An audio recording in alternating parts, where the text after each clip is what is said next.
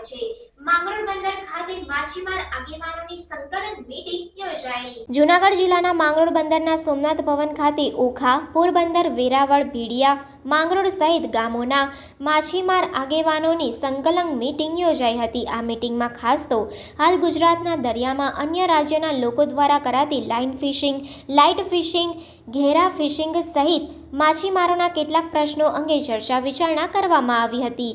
માછીમારોએ ભવિષ્યની ચિંતા પણ વ્યક્ત કરી હતી તેમજ આ પ્રશ્નો અંગે તમામ નાના મોટા માછીમારોમાં જાગૃતિ આવે તે બાબતે પણ ચર્ચાઓ કરવામાં આવી। ત્યારે માછીમારોની ગંભીર બાબતોને ધ્યાનમાં લઈને આગામી દિવસોમાં આગેવાનો દ્વારા સરકારમાં ઉગ્ર આંદોલન કરવામાં આવશે। આ સંકલન મીટિંગમાં માંગરોળ ખારવા સમાજ પ્રમુખ પરસોત્તમભાઈ સાથે બંદરના આગેવાનો, તમામ બંદરથી આવેલ વડીલો આ ખારવા સમાજ સંકલન મીટિંગમાં માંગરોળ સોમનાથ ભવનમાં ખારવા સમાજ પ્રમુખ પરસોત્તમભાઈ વેલજીભાઈ મસાણી સાથે વેરાવળ ખારવા તુલસીભાઈ ગોહેલ, વેરાવળ પદમભાઈ માલમ, મોહનભાઈ ભારાવાળા, નીતિન ચુનીભાઈ સોયાણી, કાનજીભાઈ મંજીભાઈ ચોમર, ધનજીભાઈ રામજીભાઈ સોયાણી સહિત પોરબંદર, વેરાવળ, ભેડિયા સહિતના માછીમાર સમાજના હોદ્દેદારો, ભીડિયા માછીમારી કોળી સમાજના આગેવાન સહિત મોટી સંખ્યામાં લોકો હાજર રહ્યા હતા। માંગરોળ મુકામે પોરબંદરથી ઓખા, વેરાવળના તમામ એસોસિએશનના આગેવાનોની એક સંકલન મિટિંગ રાખેલી હતી, જે અમારો ઘણા ટાઈમથી લાઇન ફિશિંગ, પેરા ફિશિંગ અને લાઇટ ફિશિંગ, ઘેરા ફિશિંગ ને લગતો વિષય બહુ ગંભીર બની રહ્યો છે। આ વિષયની ચિંતાને લઈ અને આગળના કાર્યક્રમમાં આપણે કઈ રીતનું આપણે આયોજન કરવું એના માટે માંગરોળ મુકામે એક મિટિંગ રાખેલી હતી।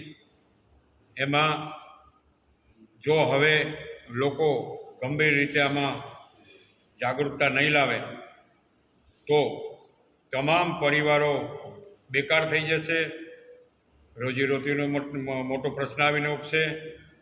એટલે મારી એક નમ્ર વિનંતી છે કે દરેક માછીમાર સમાજ આ કાર્યક્રમમાં જાગૃતતા રાખે, સાથ સહકાર આપે એવી મારી માંગરોળ ખારવા સમાજ પરસોત્તમભાઈ પટેલ તરીકે નમ્ર વિનંતી છે। સોમનાથ ભવનમાં ભેગા થયા છો તો ક્યાંથી અહીંયા આવ્યા છે અને કોણ કોણ છે?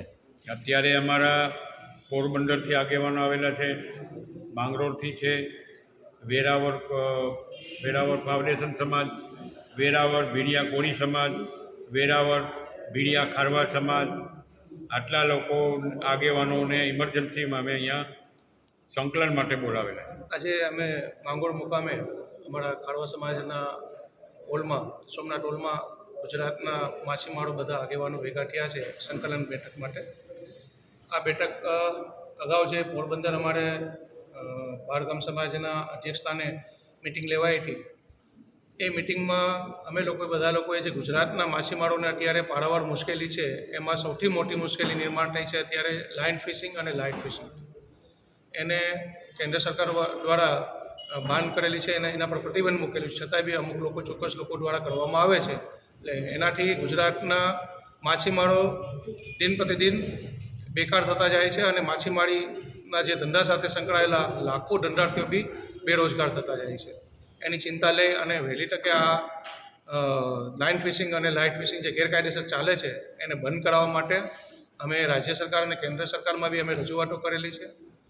એ પછીના દિવસોમાં ગુજરાતના તમામ બંદરો ઉપરથી અમે આવેદનપત્ર આપેલા છે, કેમ કે હજી એને બંધ કરાવવા માટે અસરકારક સરકારની જે પોલીસ છે કે કોસ્ટગાર્ડ છે એ યોગ્ય પગલાં હજી સુધી ન લેવાના કારણે આ વસ્તુ હજુ બી ચાલુ છે।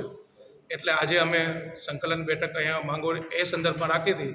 એમાં અમે નક્કી કર્યું છે કે અમે લોકો સરકારમાં ફરીથી આ બાબતે રજૂઆત કરવા માટે રાજ્ય સરકાર અને કેન્દ્ર સરકારમાં જશું અને જો આનો વહેલી તકે અમને આ બંધ કરાવવા માટે કોઈ પરિણામ નહીં મળે અને કોઈ સાથ સહકાર નહીં મળે તો મજબૂરીવશ અમારો જે સમાજ છે, માછીમાર સમાજ, એ મજબૂરીવશ ગાંધી ચિંધ્ય માર્ગે જવા આજે નક્કી કરવામાં આવ્યું છે।